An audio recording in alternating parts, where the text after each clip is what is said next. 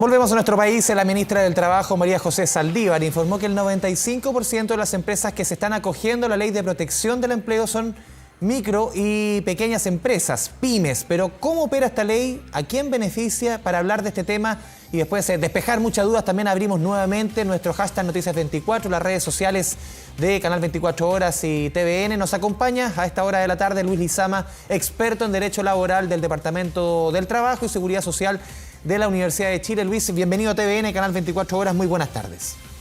Buenas tardes, Andrés. A ver, lo primero, recogiendo otras declaraciones de la ministra del Trabajo, quien decía que los empleadores que hagan mal uso de este tema de la Ley de Protección del Empleo pueden incluso ser castigados con penas de cárcel. ¿Nos puede entregar más detalles respecto a qué pena se podría exponer un empleador que mal utilice por cualquier motivo esta Ley de Protección del Empleo? Las sanciones que contempla la ley son extremadamente graves, porque efectivamente se expone un empleador a sufrir una pena privativa de libertad. La ley contempla una pena de reclusión diaria en su grado medio máximo, o sea, de 541 días a 5 años de presidio. Y esta pena puede ser aplicada a una persona natural o también puede afectar a los controladores, a los administradores, a los gerentes de una persona jurídica en el evento que hayan hecho un mal uso de los beneficios que contempla la Ley de Protección del Empleo. Y además hay una pena adicional. En el caso justamente las personas naturales van a tener que restituir el monto que han obtenido los trabajadores en forma ilegítima, en forma fraudulenta, y en el caso de personas jurídicas tienen que devolver una multa equivalente al doble de lo que habrían recibido los trabajadores como consecuencia de este acto que va a ser claramente fraudulento. Además, en el caso de las personas jurídicas se les prohíbe poder tener actos con el Estado durante un lapso de 2 años. Entonces, el sistema está configurado de un modo tal que las sanciones que aplica la ley son extremadamente graves. Penas privativas de libertad, multas y además, en el caso de las personas jurídicas, la posibilidad de quedar impedidas durante el plazo de 2 años de ser parte de un contrato con el Estado. Pero Luis, en el caso muchas veces sucede, y en otro tipo de delitos, cuando la persona no tiene antecedentes previos, muchas veces al final no termina pagando con cárcel. En este caso, si no tiene antecedentes previos, ¿puede de igual manera un empleador que mal utilice esta ley pagar con o terminar castigado con cárcel? A ver, efectivamente... Te interrumpo, Luis. Volvemos a Canal 24 Horas. Habíamos dejado interrumpida una conversación con el abogado experto en Derecho Laboral, Luis Lizama. Luis, retomamos el contacto contigo. Te agradecemos la espera, obviamente, después de Arío con las declaraciones del ministro del Interior, Gonzalo Blumel. Luis, la última pregunta que te había dejado expuesta tiene que ver justamente con estas penas de cárcel que estábamos conversando para los empleadores que mal utilizaran esta Ley de Protección del Empleo. Yo te preguntaba respecto a empleadores que no tuvieran antecedentes previos, una irreprochable conducta anterior. También en el caso de caer en un delito como este, ¿de igual forma irían a cárcel si es que no tienen antecedentes previos? Bien, la ley penal contempla algunas beneficios que son, digamos, para poder bajar la pena de algunas personas que no tengan antecedentes penales, como sería el caso de alguien que efectivamente no tuviera algún delito anterior. Y efectivamente da la posibilidad de bajar en un grado la pena que contempla en este caso la ley.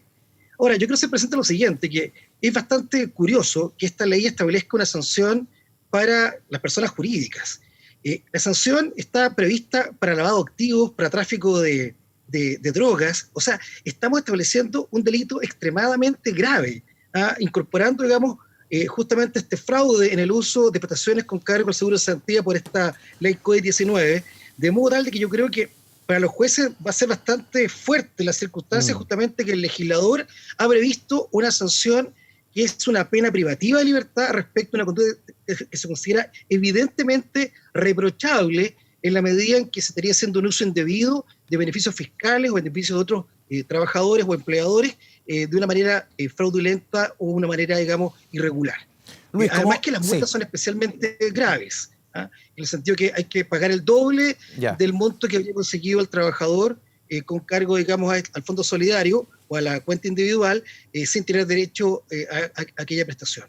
Luis, como lo hemos conversado en otras ocasiones, abrimos obviamente nuestras redes sociales a través del hashtag Noticias24 las preguntas de nuestra audiencia. Es muy importante que tú puedas ir guiando a muchos de quienes nos están viendo. Aquí, por ejemplo, nos preguntan, quiero saber si con esta nueva Ley de Protección del Empleo las prestaciones de AFP y salud serán pagadas al 100% por el empleador o solo el 50%. La ministra Saldívar dijo haber enviado al Congreso ese tema. ¿En qué quedó al final este tema que nos expone este auditor? A ver, lo que está aprobado en la actualidad es que el trabajador el empleador va a cotizar solo el 50% de los aportes de previsión correspondientes a salud previsional y pensiones. Ahora, efectivamente, el gobierno envió un proyecto de ley el día 8 de abril al Congreso Nacional para que fuera por el 100% de los aportes de previsión de los trabajadores. Ese proyecto está aún en trámite legislativo. El Senado aprobó el proyecto del modo que lo envió el gobierno, le introdujo modificaciones en la Cámara de Diputados y en la actualidad está de vuelta en el Senado para que el Senado pueda conocer las reformas que introdujo la Cámara de Diputados. En consecuencia, tenemos todavía un compás de espera, una interrogante respecto a cuál va a ser finalmente la decisión que se adopte en el Congreso Nacional.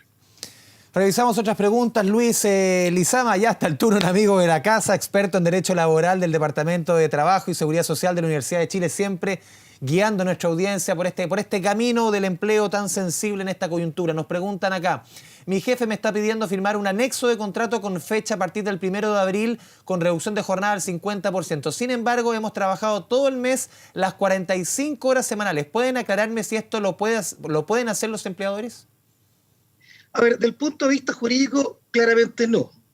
Los pactos tienen que reflejar exactamente lo que son los acuerdos adoptados y en consecuencia no podríamos darle efecto retroactivo, máxime si en definitiva es un pacto que supone reducir la jornada y el trabajador ha elaborado la jornada completa. Ahora bien, si además ese empleador quiere hacer uso de los beneficios de la ley, estaría en un error grave porque conforme a la ley, el pacto de reducción de jornada comienza a regir el primer día del mes siguiente que se celebre. En consecuencia, ese pacto va a entrar en vigencia el día 1 de mayo y no el 1 de abril. No hay efecto retroactivo para el pacto de reducción de jornada si el empleador quisiera, además, que el trabajador cobrara un complemento en la AFC. Seguimos revisando otras preguntas. Conversamos con Luis Lizama, experto en Derecho Laboral del Departamento de Trabajo y Seguridad Social de la Universidad de Chile. Aquí nos preguntan, Marcela Román, Luis, nos pregunta: ¿qué pasa con las mujeres que tenemos fuero maternal y la suspensión? ¿Se puede aplicar? No han preguntado otras veces en otras ocasiones en conversación contigo. Sí, a ver, del punto de vista jurídico, yo lo contestaba la vez anterior, si tiene licencia maternal la trabajadora, hay una imposibilidad en la ley para poder acogerse a la suspensión.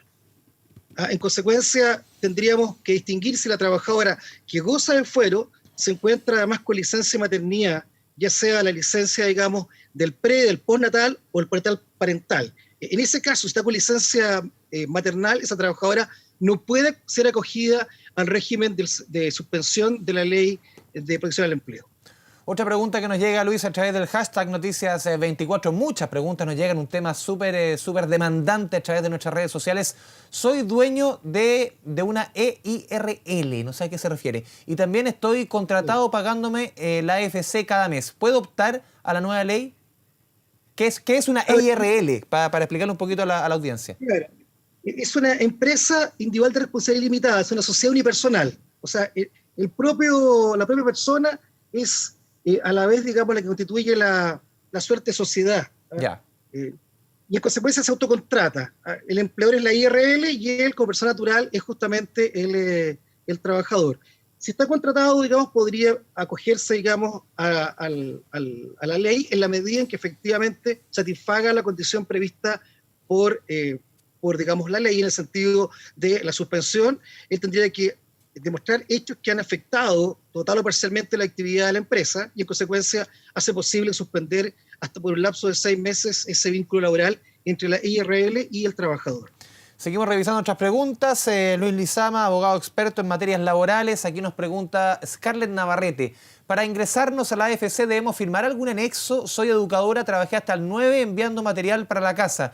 ¿Me deberían pagar estos días? Si trabajó hasta el 9 de abril, evidentemente que sí. Ese tiempo que ella trabajó va a ser de cargo del empleador. Ahora, si el empleador le envió a su casa por razones de higiene y seguridad, también va a seguir obligado a ese empleador a pagar remuneraciones por el tiempo en que la trabajadora ha sido enviada a su casa por una cuarentena voluntaria, en razón justamente que hay un deber de protección del empleador de proteger eficazmente la vida y salud de los trabajadores.